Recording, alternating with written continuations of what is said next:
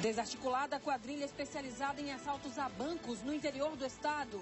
Na operação, um homem é preso e outros 4 suspeitos morrem durante troca de tiros com a polícia. Ele nega a participação nesses assaltos, mas nós temos outras provas mais robustas nos autos que indicam a participação de todos os indivíduos desses assaltos já indicados. Ao todo, 12 quadrilhas já foram desarticuladas.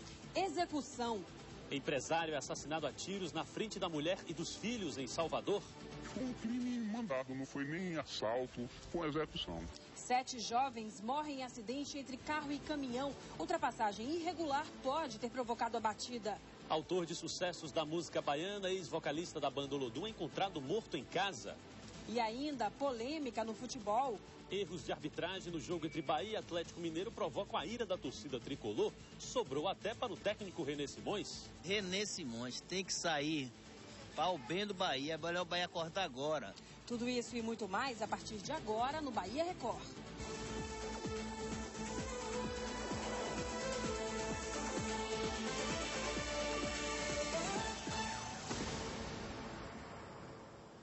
Boa noite. Boa noite. Quase 60 pessoas envolvidas em assaltos a bancos já foram presas ou mortas na Bahia este ano. Os dados são da Secretaria da Segurança Pública do Estado. O balanço revela também que pelo menos 12 quadrilhas especializadas nesse tipo de crime foram desarticuladas. Este fim de semana, a polícia chegou a mais uma. Danilo Pereira Nogueira foi preso na zona rural de Jitaúna, sul da Bahia. Ele é acusado de assaltos a bancos e caixas eletrônicos no interior do estado. Danilo faz parte de uma quadrilha de assaltantes mortos em confronto com a polícia depois do último assalto a um caixa eletrônico em Itagi, na sexta-feira. Segundo a polícia, Iramar Barreto de Jesus estaria contando o dinheiro do roubo quando foi surpreendido pelos agentes. Houve confronto com mais 3 indivíduos que foram a óbito e lá havia todo o material que está sendo apresentado aqui. Ele nega a participação nesses assaltos, mas nós temos outras provas mais robustas nos autos que indicam a participação de todos os indivíduos desses assaltos já indicados. Os outros mortos foram os irmãos Danilo e Bruno Oliveira Barreto e Mimael Cardoso da Silva. Junto com eles, a polícia encontrou armas de grosso calibre, munição, coletes à prova de bala e todo o dinheiro retirado do caixa eletrônico de Itagi, R$38 mil. Através dos explosivos usados na ação criminosa, os investigadores descobriram que a mesma quadrilha também fez assaltos a bancos em Ibirapitanga, no dia 7 de junho, Itapebi, no dia 9 de maio e Uruçuca, em 16 de abril. De acordo com a Secretaria de Segurança Pública do Estado, nos últimos 5 meses, 59 assaltantes de banco foram mortos ou estão presos. Ao todo, 12 quadrilhas já foram desarticuladas. Em relação às ações criminosas aqui em Salvador, a polícia já tem pistas dos bandidos. Estamos partindo para 2 frentes. Um trabalho de inteligência forte em cima das quadrilhas que já vinham atuando, no roubo a banco aqui na capital, e em cima também da identificação dos explosivos. Temos alguns explosivos identificados e vamos também atrás das empresas que tinham autorização por parte do Exército para comercializar esse tipo de artefato. Está preso na delegacia de Periperi, em Salvador, o homem conhecido como maníaco do subúrbio. Ele confessou ter estuprado 4 mulheres, mas a suspeita da polícia é de que, com a prisão do acusado, outras vítimas apareçam para prestar depoimento. Na casa do acusado, a polícia apreendeu bicicletas, botijões de gás e até chips de telefone celular que teriam sido roubados por ele. No local também foi encontrada a faca usada para intimidar as vítimas. Joseval Cardoso Santos, de 27 anos, conhecido como maníaco do subúrbio, confessou ter estuprado 4 mulheres em Periperi. Mas o delegado responsável pelo caso acredita que o número de vítimas seja maior.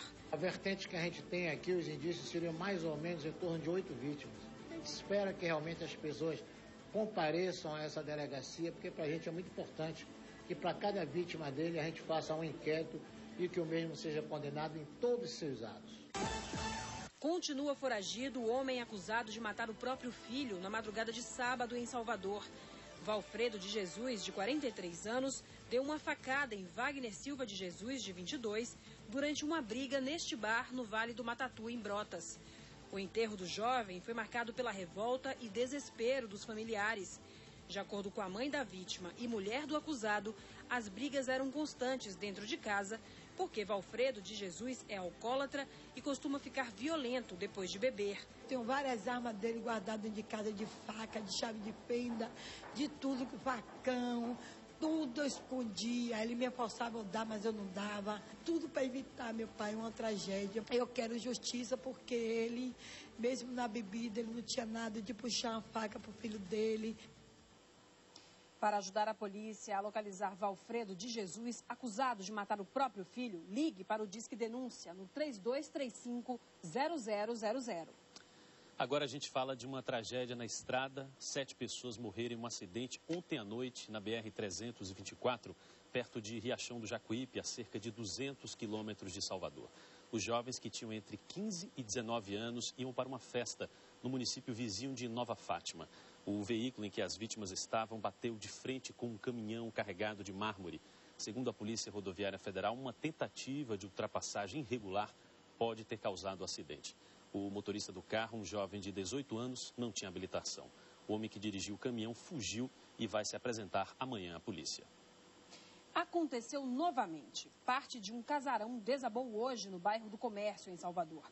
Algumas crianças que passavam pelo local ficaram feridas, segundo informação de moradores. O desabamento aconteceu por volta do meio-dia na Rua do Julião. Uma parede lateral deste casarão caiu. Segundo os moradores da rua, um grupo de estudantes passava pelo local bem na hora do desabamento. Algumas crianças foram atingidas de raspão por parte desses escombros, mas nenhuma delas teve ferimento grave.